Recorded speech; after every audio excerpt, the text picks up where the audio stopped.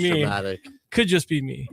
One of the hosts was upset because he couldn't hear out of one of the ears of the headphones. Well, and it seems a little high maintenance. And it was I don't know, maybe like hearing is one thing, but like, exploding my eardrums because there's no volume controls is another. Anyways, big weekend for Seckman hockey. Yeah, it is. I got 2 chirps out of the Seckman players, which I absolutely love. So I can't wait to put this out there for pregame, perhaps even an Instagram posting that'll go out on Mid-States. But 2 great chirps today from the players. Can I get a floor here real quick? This is a real rivalry. None of this crap up in the county or out west in St. Charles or Chesterfield or wherever. This is a real rivalry. I think the best rivalry between 2 schools in the St. Louis area. What's the over-under? For goals? Mm-hmm. Well, I think the last one was 3-3, so we'll set it at 5.5. Last one was 4-4. 4-4? I'll go 6.5. I'll go 6.5. 6.5. Seckman wins. Casual fan. Are you going to live barn it, Grant? Or are you actually going to go to the game? I mean, I will be listening for sure. Going TBD. Well, before we have all this Seckman, love, we've got a Mid-States game of the week to recap with some actual winners from a county that you just disparaged. We had the Wentzville Liberty versus Wentzville Holt. That's in St. Charles County, by the way, Grant. But I don't know, you can't find it on a map. No. You can't find it on a map. And today we've got joining us from the victorious Wentzville Liberty team, we've got Lucas Kemp, Grayson Goose Howarth, and Zach Pruss. Boys, how we doing today? Good. How are you? Oh, good. Great to hear you guys. Great to hear your voices. Man, big win on Tuesday night. And, talk a little bit about, we had Lucas Kemp with a 4-point night with a hat.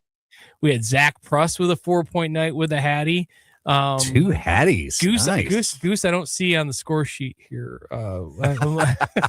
Not sure how you got on the show here, but boys, I'm just messing with you, Goose. Boys, how we doing today? And welcome to the show. Good. Doing pretty good. Actually, I see Goose did have an assist. There you go. So, guys, talk a little bit about the atmosphere. We're heading into playoffs. You're going toe-to-toe with probably your biggest rival in Holt. And, big win. I mean, 7-4, a lot of goals scored. Talk a little bit about what the boys were doing in the locker room before the game and how the game progressed. Anything, any drama, any big chirps? What we got going on? I mean, not really too much chirping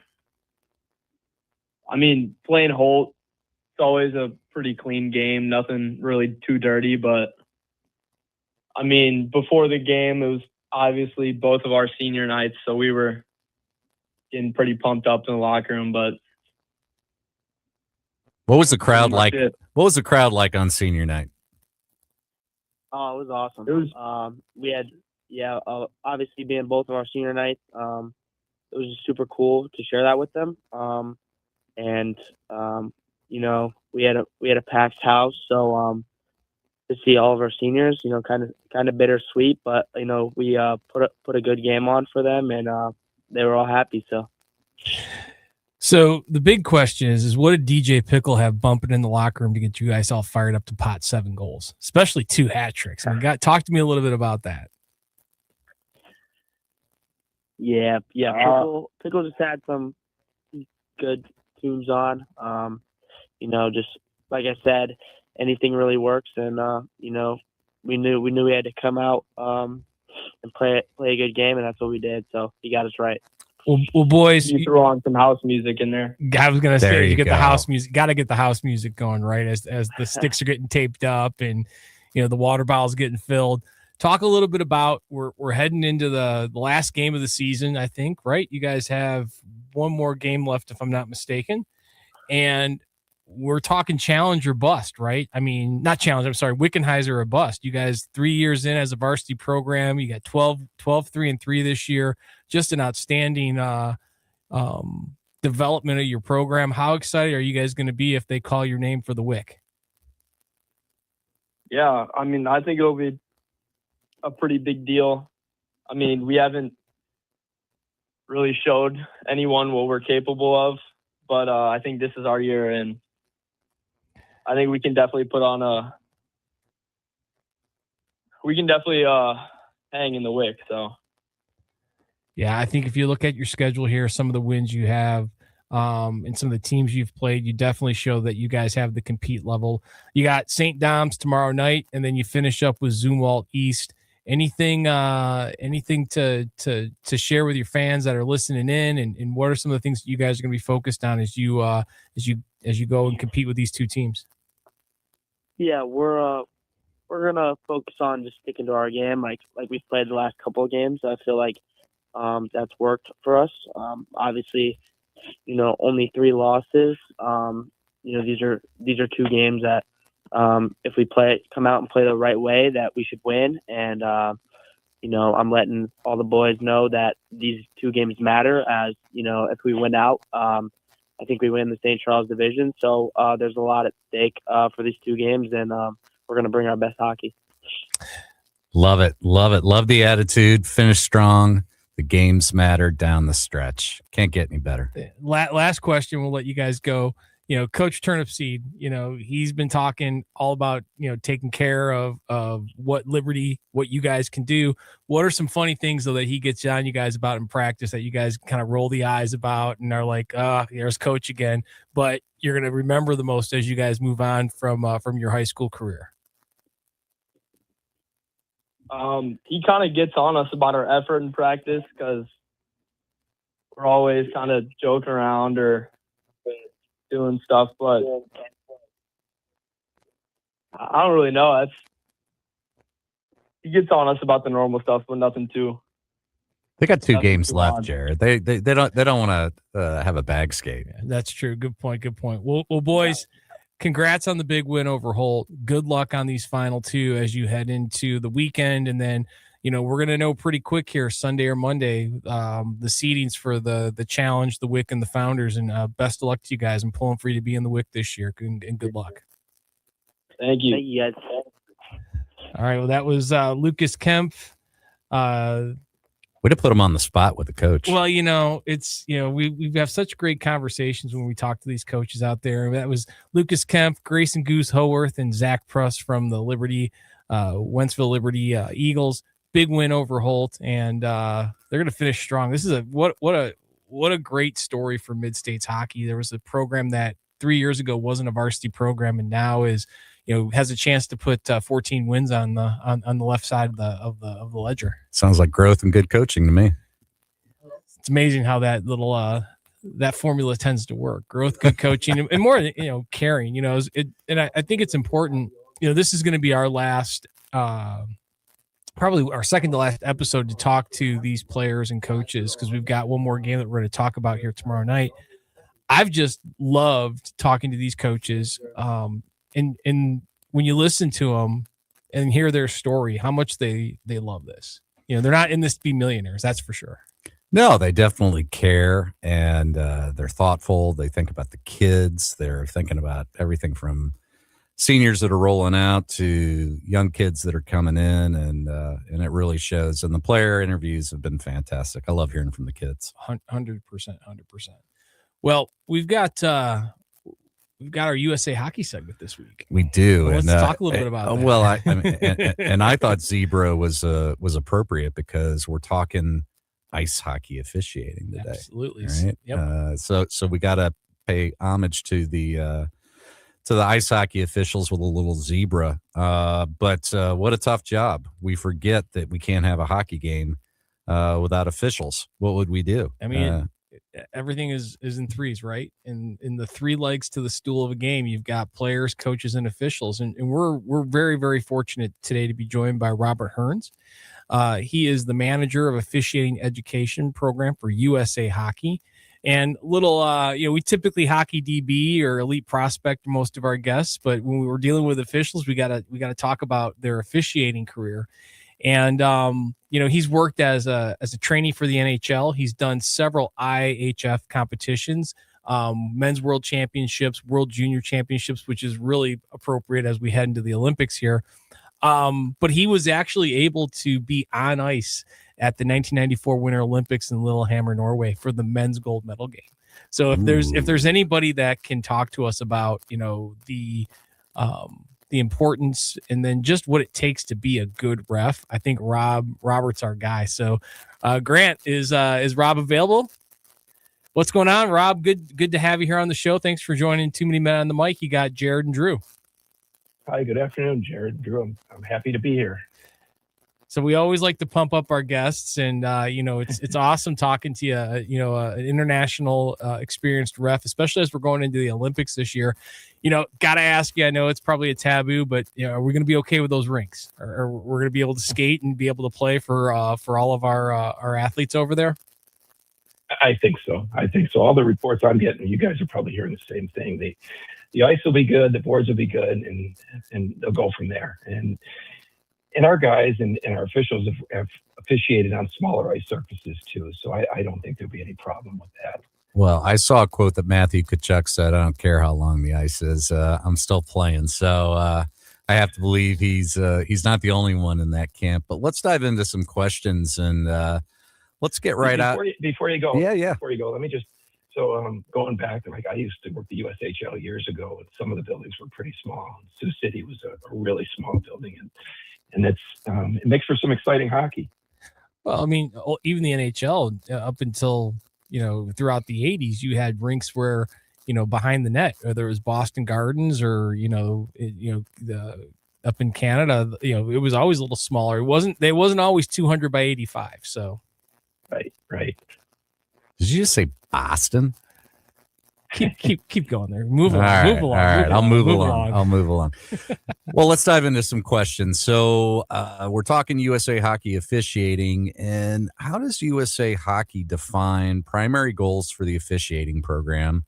And we both still play adult hockey, men's league, in addition to coaching. So what's it like for youth, and then what's it like at the adult levels? Okay, I think both levels, it's about player safety, game integrity, and development. But further on the youth level, our primary goal is education. We want to teach officials how to apply the rules consistently, manage the game environment, and support a positive experience for players, coaches, and their families. Ideally, we want to make it fun and fair.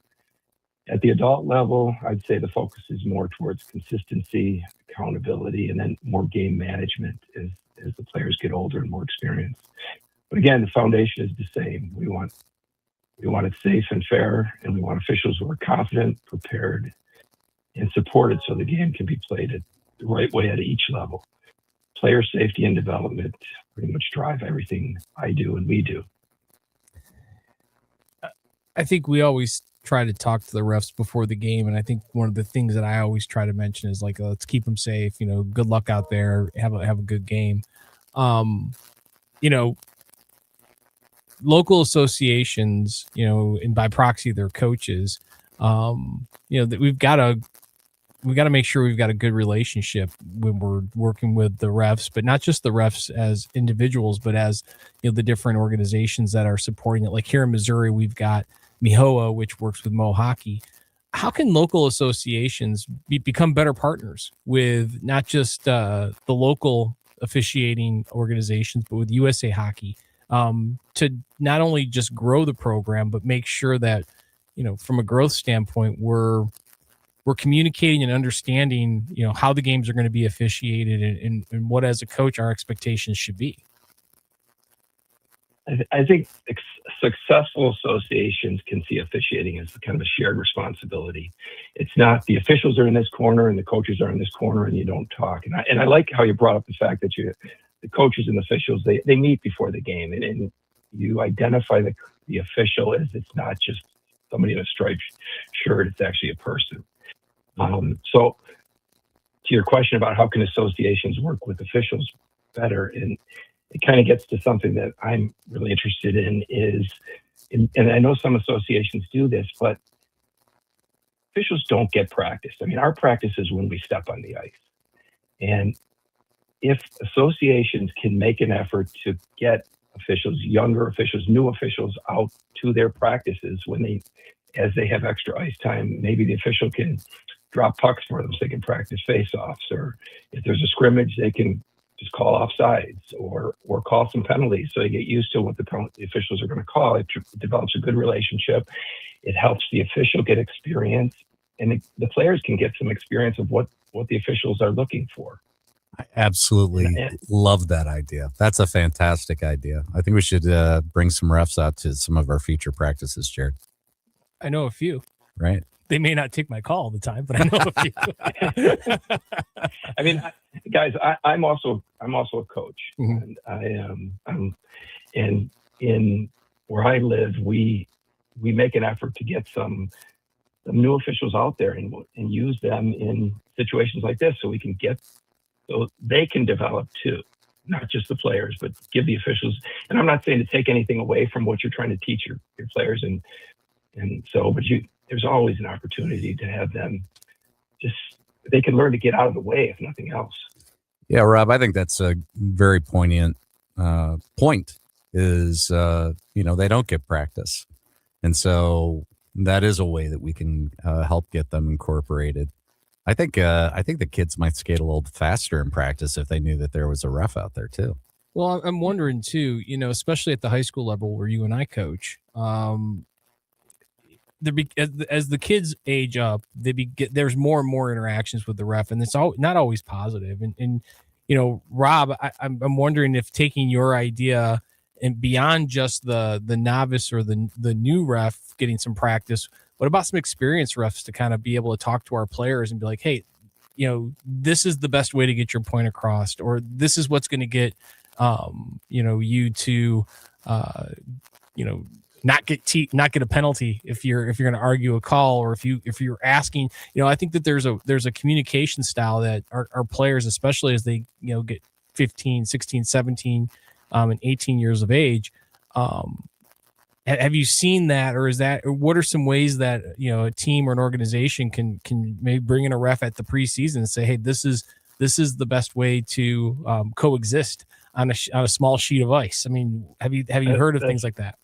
Yes, it's a great opportunity for the officials, even senior officials, and the teams. I mean, as kids get older and as there's more emphasis on player safety, sometimes players, coaches don't know what officials are going to call, and that's an educational opportunity for an official. It is a more experienced official to come out to your practice, explain some things, and kind of maybe referee a scrimmage game so the players get used to what is going to be called and what's expected of them. And they develop a relationship with it. They realize that this official is a person too, and how they can talk to them, as you mentioned. I love it. I definitely I'm writing that down, and I'm already thinking about who I'm going to call. I've got a lot of officials. You mentioned back to this question. I'm sorry, I might skip over. How do you do this? I mean, reach out to your local association, officials association, and they should be able to put you in touch with somebody. If they can't provide people to come out, they should be able to put you in touch with somebody that can get officials out there. Well, we're all thieves when it comes to coaching, but I never thought I was going to steal an idea from a ref. There you go. Hey, Rob, just curious, technology is becoming a part of, I feel like, all kinds of sports. And I think there were probably some football fans last weekend watching the Buffalo game that were hoping that there was going to be some video review. Just out of curiosity, is USA Hockey exploring technology, video review, wearable technology? Is that something you guys are kicking around? Well, first I have to get over the question because I'm from Buffalo originally, and now I'm just depressed again. Oh man, boo! Nice job, Drew. Nice job. Typical St. Louis fan, wants to spread his misery around right now. All right, so back to your question. I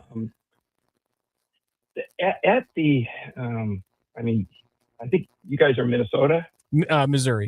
St. Louis. Missouri. Okay. So, the World Juniors, if you watch those and you'll see at the Olympics in the IIHF, the officials have headsets and they're communicating constantly and so on.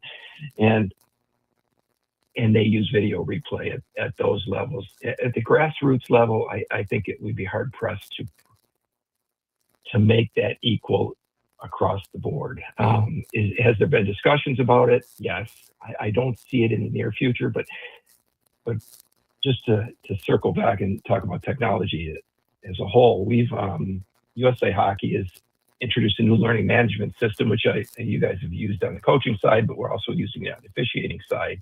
And there's a lot of opportunities for education related to officials and coaches, but officials as far as positioning and so on, using that tool. But as I've talked to officials from other sports where they communicate with each other, but I think and this is me speaking, this is not USA Hockey at this point, but wouldn't it be great if you have a new official who needs some sort of mentorship and they need to be able to learn the game better, and they have an earbud and there's somebody up in the stands telling them positioning. I'm not saying that they're calling the game from the stands, but they're helping them just get established. I think that's a great opportunity. And and that's a great opportunity for this person to learn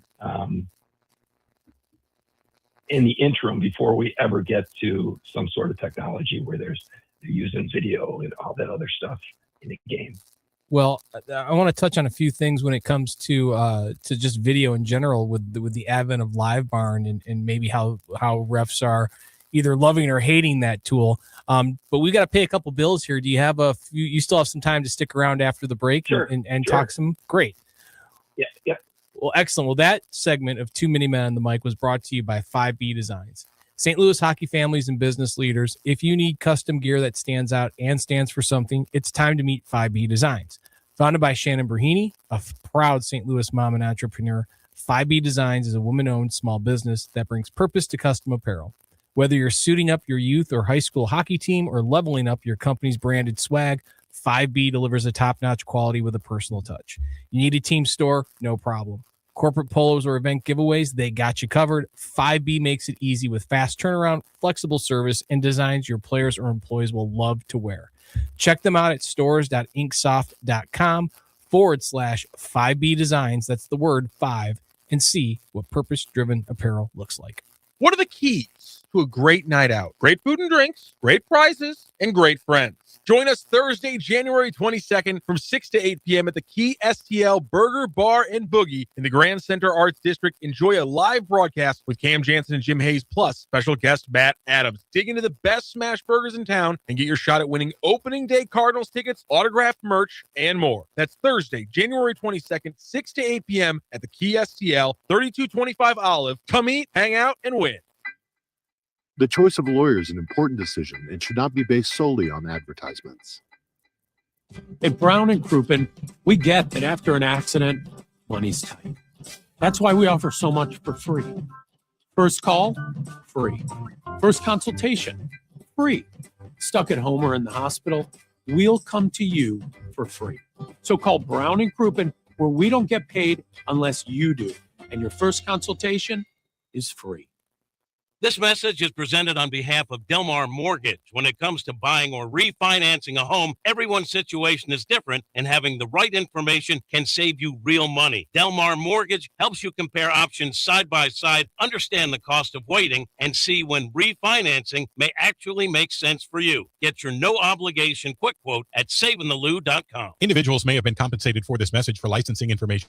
ConsumerAccess.org. Delmar Mortgage, NMLS ID number 30998. Delmar Mortgage is an equal housing lender. LouInfo.com news headlines. Brought to you by Brown and Crouppen. GetBC.com. Your LouInfo.com news report. Snow and a blast of Arctic air headed to St. Louis in the days to come. The region could see 4 to 6 inches of snow as a massive winter storm spreads across the country. City preparing for the weekend storm by expanding cold weather shelter availability and preparing the city's 48 snowplows. Missouri State Auditor Scott Fitzpatrick launching a full audit of the St. Louis Police Department, a move his office describes as a routine evaluation that also functions as a step in the state control transition. Armed suspects caught on surveillance in the Shaw neighborhood early on the 20th. 4 individuals, one with a rifle, were seen reportedly searching through vehicles and attempting break-ins during the early morning hours. The East St. Louis riverfront could soon have a new look after the Gateway Arch Park Foundation announces it's eyeing expansion in Illinois. Foundation recently began a $670 million redevelopment of the former Millennium Hotel site.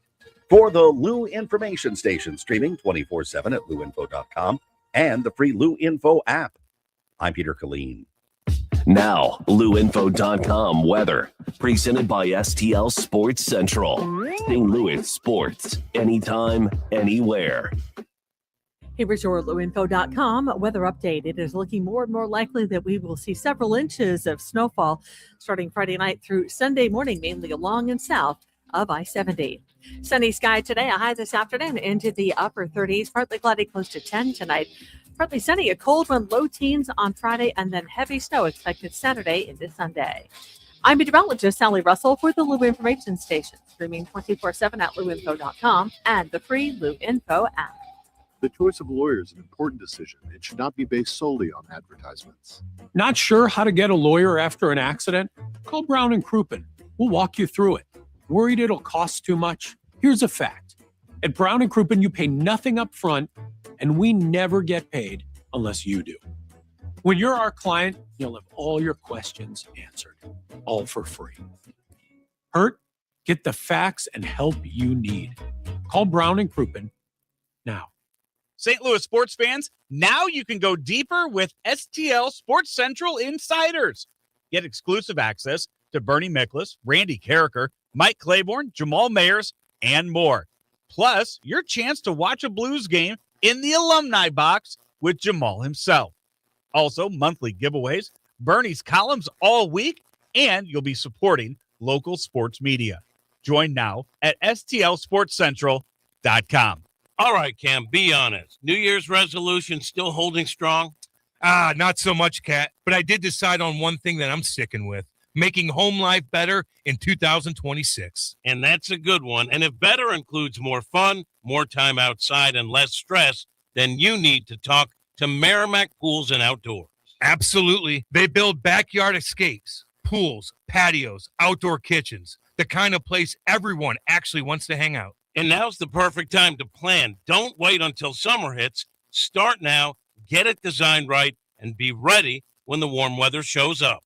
Merrimack Pools and Outdoors walks you through the whole process, from design to construction, and they do it the right way. So if your New Year's goal is fewer trips, fewer crowds, and more memories at home, go to SplashSTL.com. That's SplashSTL.com, and make this year the year your backyard finally wins. That's SplashSTL.com.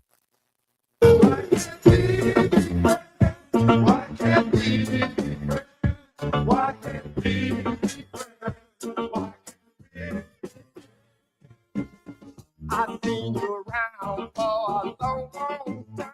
Yeah. I remember the trip you drink.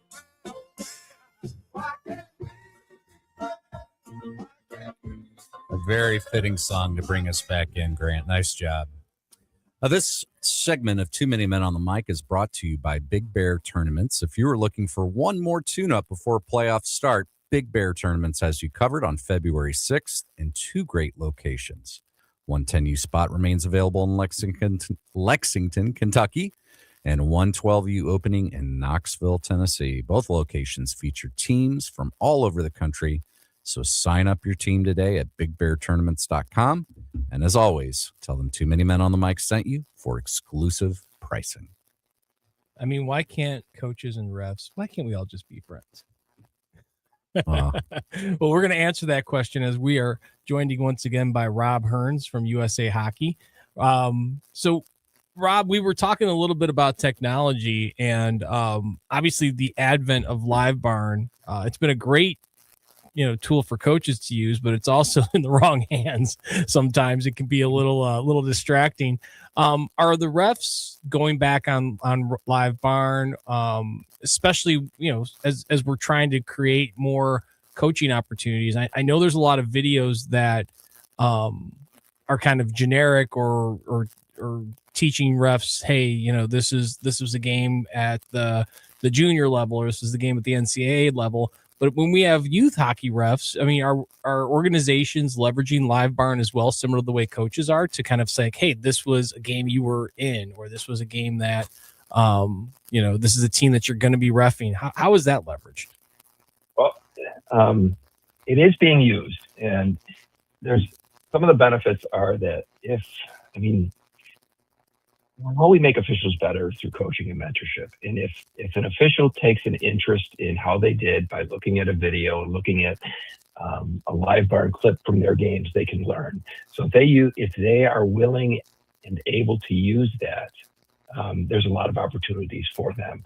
And some associations are using it with their officiating coaches and officiating mentors. They'll clip some games for the officials, and just like you do as a coach, you learn from experience. You learn from somebody helping you, and when you watch yourself do a game and watch how things are handled, it's a continuously learning environment.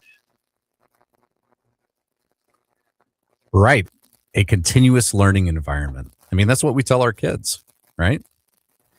I mean, I think that it's also a good opportunity. I think we here in Mohockey and Mid-States and in our governing body, we probably need to do a better job of sitting down and maybe every coach should probably watch a game with a ref probably once a year. I really think that there's value to that. This gets back to, and I don't know if your audience could hear the music as we came back, but I was hearing "Why Can't We Be Friends?" That was it.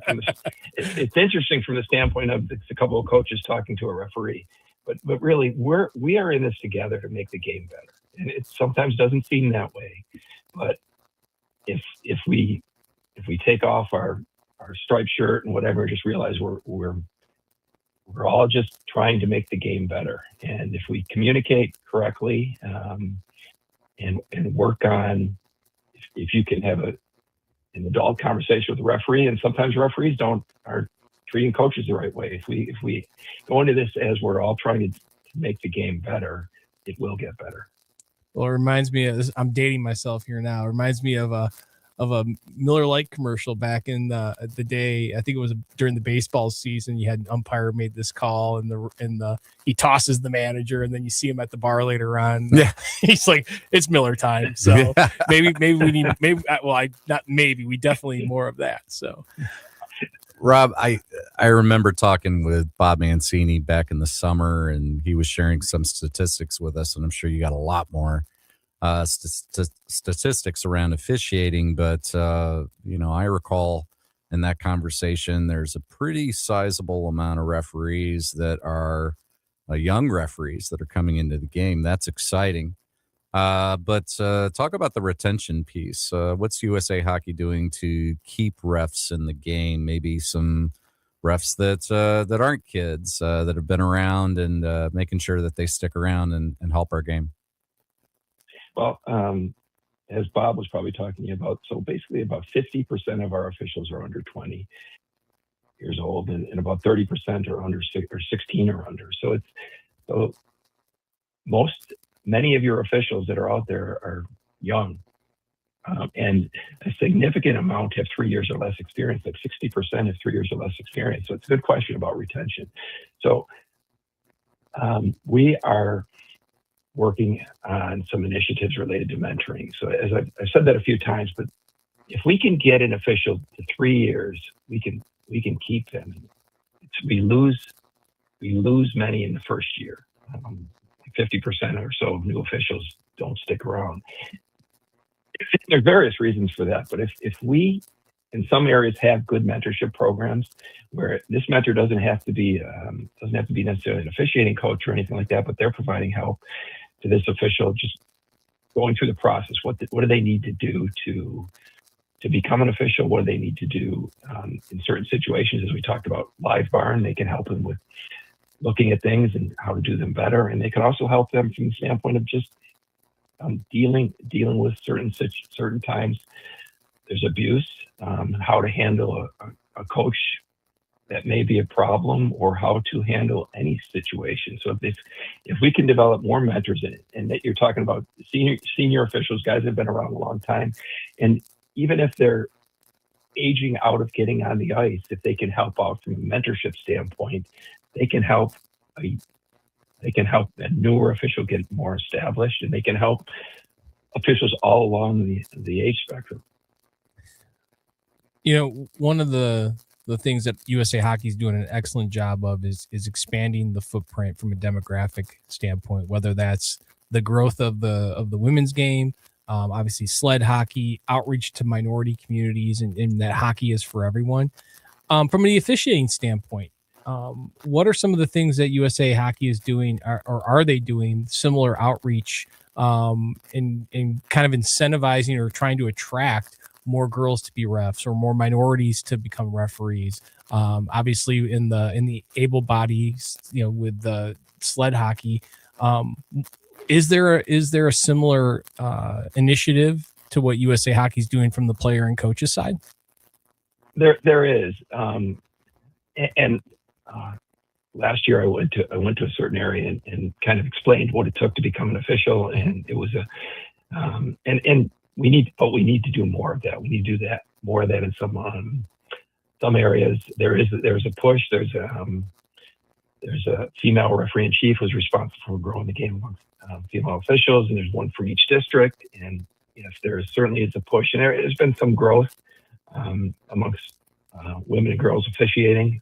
But as you said, it's something that we need to continue to work on and continue to grow. So this is not a negative topic here, but it's hopefully an opportunity for growth. But, coaches are usually held accountable by wins and losses. They're also held accountable by, within the game itself with penalties and things of that nature. How are we holding refs accountable? Because, they're human just like everybody else. And sometimes tensions obviously do run high with coaches, and right or wrong. And most of the time it's wrong. But most of the time their coaches are wrong. The coaches are wrong. The coaches are wrong. I won't say that in the moment, but what are some things from both the national level at USA Hockey, but also at the local districts and the local organizations, where we're translating the education to the ice, helping them to have the safest, most consistent, most competitive game possible? How are they held accountable? Is there a scoring system? Is there a review system? How does that work? It depends on the area, but from an education standpoint, we're trying to emphasize consistent standard of play, game management, all the stuff you've mentioned. And what we're doing, as I mentioned, mentorship, and there's also called officiating coaches. Back in my day, they were supervisors, but the more senior officials that we can get involved in going out and coaching officials, and ideally going out, watching them do games and helping them get better is what we need. And from an accountability standpoint, it's the ultimate. At the grassroots level, what an official wants to do is be able to work the nationals, and they have to be nominated to work a national tournament, and that's really where the accountability comes in, and the review process and the referee in chief approving them to go. So if we bring it back to they're coached along the way, and then they're striving to get better and get to a national tournament, and maybe beyond that at certain levels. So the irate parent or coach clipping live barn and sending all caps emails doesn't work. Typically, no. Drew, there you go. Reminder for you, Drew. We're having a little bit of fun with it, Rob. But no, I think I love the carrot. Who wants to ref at nationals? Right. I think that's a huge motivator for players and coaches, and I think it's awesome that that's a motivator for referees as well. And I have a question for you guys. You coach high school? Yeah. Mm-hmm. Yep. Have you ever mentioned to your players that maybe they should become officials? Yes. Some of us are sons. Yes. to get off the scholarship program. I've got two boys that I'm trying to get into officiating, Rob. So I hear you loud and clear. Because my son plays 14U, and their coach, his coach, did not know what I do for a living, and he encouraged all the boys to become officials. I mean, it helps you learn the game and get extra ice time and get off of the parent scholarship program. Absolutely. Well, and I'll be honest, one of the concerns I have is I've seen some of these younger officials take some abuse, not necessarily from the coaches, but from some of the parents. And I think it's it's a tough decision, to put a 14 or 15 or 16-year-old. Remember, they're younger, under 16. You've got to drive them to the rink, and right. True. So, but I will say that we've got several players that have reffed, I'm all for reffing 8U and 10U, but I don't know if I want my 15-year-old reffing a 13U or a 12U game. Those things, But I think that that's something that what we're trying to change, right? I think that we're trying to change that whole the way we're treating each other in these rinks. And it's funny, I always remember the USA Hockey poster where you've got the dad up against the glass, both hands on the glass. But funny how they don't show up at school like that, So it's like so. Well, Rob, no, USA, we're trying to change that, and you guys through this, you're trying to change it also, and that's what we need. We need more level-headed parents in the stands. It starts there because that if you have level-headed parents, you typically have level-headed kids. It's amazing how that works. Right.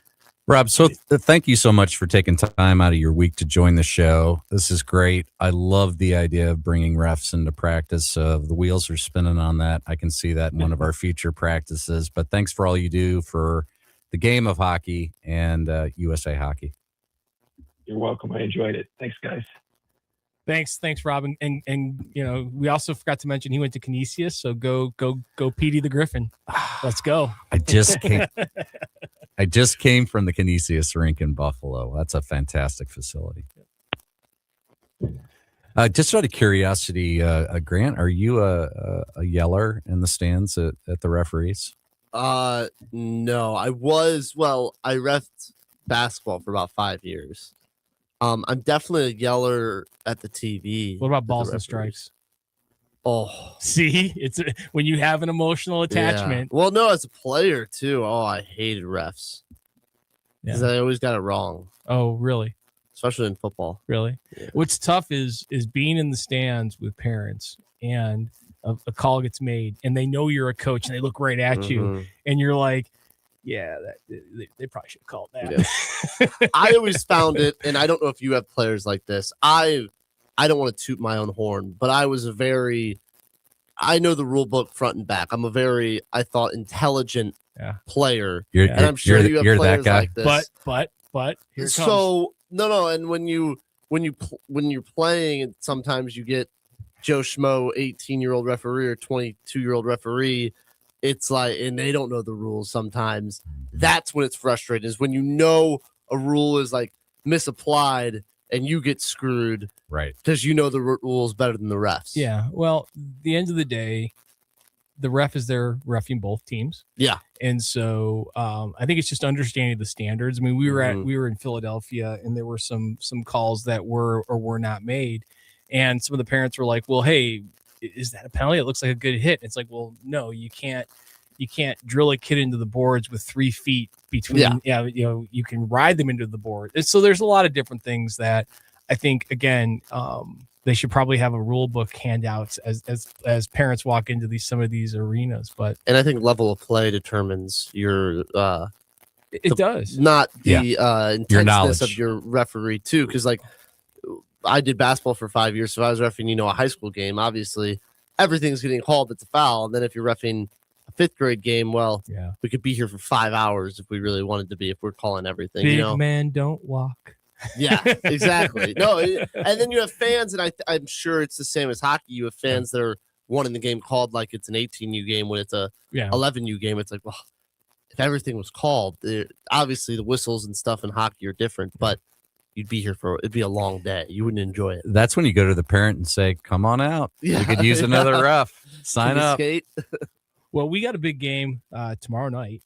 Our final Mid-States game of the week for the regular season. I think the amount of joy I've had talking to these players and coaches, and I know you have as well, but just the spotlight we're putting on these kids and programs, I think there's going to be some fun stuff and probably an announcement next week that we're going to be able to make about the playoffs and probably some cool show formatting that we're going to be doing here as we have our run to the challenge, the WIC, and the Founders Cup Championship. But we finish off tomorrow night with a big game down at the Afton Ice Arena, 8:30 puck drop, 8:15 pregame between the Seckman Jaguars and the Fox Warriors. Grant's alma mater. So without previewing the game, Grant, what did it mean when you were a Seckman Jaguar? Yeah, to play against Fox? What's it like to be a Jaguar? What is it about to be? Mr. That's the great. biggest rivalry in all of St. Louis. I believe in my career, 3 sports, 6-4 all time against the Fox Warriors. So not really domination, Well, just one game off of 500. Yeah, unfortunately, that's math. Between undefeated. basketball and baseball, it was 6-0. So you can put together. So your football team. I believe actually no. I take it back. 7-4. 7-4. Beat Fox in district quarterfinals my senior year. So you know what's always funny? This is a debate that we can have. When you said you were 6-4, is that 2 games over 500 or 1 game over 500? That's 2 games above 500. Why is it 2 games above Don't 500? know. I don't make the rules. Because if you just the way it is. Because if you you ever were to see lose the game, the Nate Bargatze SNL skit, nobody knows. That's just nobody knows. That's just what we do. Well, talking to Seckman and Fox's coaches as we've had, look, I'll vouch for our erstwhile producer here. It is a strong rivalry. I think both teams are itching to claim the season series because the first game was a tie, 4-4 tie. So whoever wins this wins the season series. To show the rivalry, my uncle works at Fox, the head principal now at Fox High School. His son, my cousin, and me were both on the Seckman football team, obviously. Together, we both went to Seckman, and he would still wear Fox gear to our games. No exceptions. Even like when we were playing Fox, it made sense, but he wore Fox gear at times. He just to the wore games, it, just wore it to wear it. Yeah, just to wear it, just to let everyone know who he was. So this is a family rivalry as well. All of my cousins, all of my family on one side went to Fox, and it's just me and my other cousin who went to Seckman. All right. So in some college rivalries, you'll get like the Mizzou in Kansas. Yeah. It's like, the Mizzou guys are always saying, hey, I'll pay you the tip when you deliver my pizza to the KU guys, that type of stuff. Yeah. What's the chirping, or what was the big thing that Seckman would always say about Fox or vice versa? Well, our motto, like the spear, because they do the dumb like oh. So we would play that all year round. Yeah. To get ready to play them. I don't know. I don't want to say bad things about Fox. As if you haven't already. I don't want to say bad things about the people. I'm friends with some. My uncle's the head principal, so I shouldn't. Just because he's your uncle doesn't mean he's your friend. I know plenty of people who don't like their uncles. So wait a minute, is your uncle going to be at this game? And more importantly, are you going to be at this game? I doubt he'll be at the game because it's not a sanctioned sport. Oh, it's so club I don't sport, think he right. has to. Right. There's a 50-50 chance I'm at the game. You are solid, maybe. Always. I'm a solid maybe. Yep. Well, we're giving you dates for our gigs, so you can be a solid maybe as well. All I know is Roll Jags beat Fox. Yeah, and that's an important point. On the 15th of February, which not too distant future, the Too Many Men on the Mic acoustic show is going to be back over at Fallon's. It is during the USA hockey game. I think we're playing Germany on the 15th. Hey, Germany's no walk in the park, man. Stutzel, cider. No. Draisaitl. No. 2:00 show on a Sunday afternoon. What a great time. Whew. Yep, and that'll be after the Super Bowl. And I think what an opportunity to come out, hear some good music, have some great food, great atmosphere, and cheer on Team USA. We can all be friends and cheer on Team USA. Oh, Fox and Seckman getting together, dogs and cats. It's amazing. Mm-hmm. Yeah. I wonder what the all-time record Warriors versus Jaguars is in hockey. Might be worth the Google. I don't know if we'll find it. It's all on- I know it's is I on think I Mixtape. saw them Everything's on the internet. Oh, Everything's really? on the internet. Okay. It's all in ink. It's all All in right. ink. It's all There we in go. ink. All I know is Seckman football's won the last 5. Oof. Well, after losing the last 17. All I know is we're not talking NHL hockey right now. No, I'm wearing the shirt, but You are, man. and I did watch Larkin score an OT last night. Larkin was great, but Sider. Oh, that was fantastic. Did you see the Toronto guy that came in after he made the pass and tried to run him over and he fell backwards and Sider stayed up? That was fantastic. He hits, he destroys. He's like Ivan Drago, man. It's great. How tall is Sider? He's got to be like 6'6", 6'5". He and Evanson are both over 6'5", not in skates. Wow. So you get those two guys, who Evanson should be on Team Sweden. I don't know how he's not on Team Sweden. Sometimes I think these coaches, they overthink it.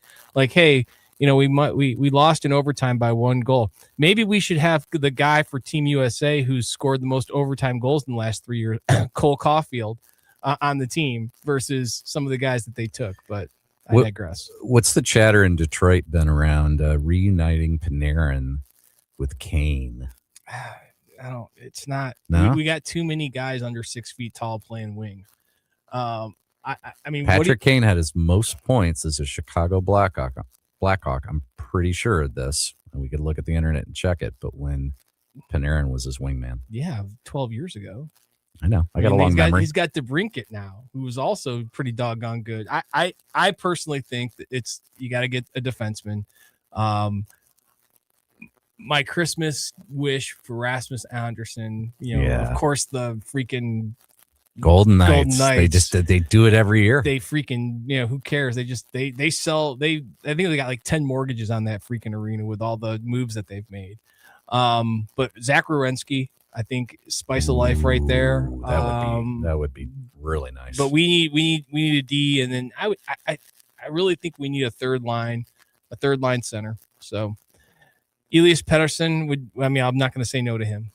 But all right, well, folks, we're at time. Thanks for joining Too Many Men on the Mic show. Be sure to tune in tomorrow night, 8:30, to luinfo.com and watch the YouTube broadcast of the Seckman Fox hockey game. Thanks, everybody, for your support. Grant, play the song. Roll Jags.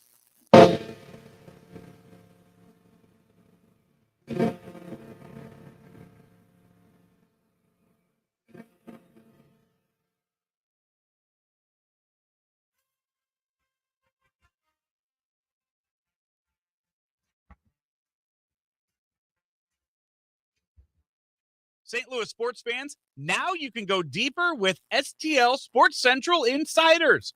Get exclusive access to Bernie Miklasz, Randy Carricker, Mike Claiborne, Jamal Mayers, and more. Plus, your chance to watch a Blues game in the alumni box with Jamal himself. Also, monthly giveaways, Bernie's columns all week, and you'll be supporting local sports media. Join now at stlsportscentral.com. When you buy a hot tub, you want more than bubbles. You want value that lasts. At St. Louis Hot Tub Warehouse, their low overhead means premium American-made products priced better than the competition and the best price guarantee in town. They'll beat any local dealer on a comparable model. With over 38 years in business and 400-plus five-star reviews, you can trust they'll be there to service your spa long after the sale. St. Louis Hot Tub Warehouse. Highest quality, best price. Visit besthоttubprices.com today. Listen up, fellow timeshare owners. If you're a timeshare owner and you want out at all costs, you're done, frustrated, tired of wasting money, you don't use the darn thing. Get out now. Hire the best Bulldog timeshare cancellation team in the business. Their in-house legal team, headed by a timeshare cancellation lawyer, can help you fight the biggest and baddest companies out there that sell timeshare. At some point, you were using your timeshare, but now you're not, and you're tired of wasting money. Before you go to the poorhouse, call right now and learn how you can stop the maintenance fees and put more money back in your pocket. Their services cost you a lot less than you think, and you'll save a lot of money over time. Call the Timeshare Exit Hotline now. It's a free consultation. 800-824-5131. 800-824-5131. 800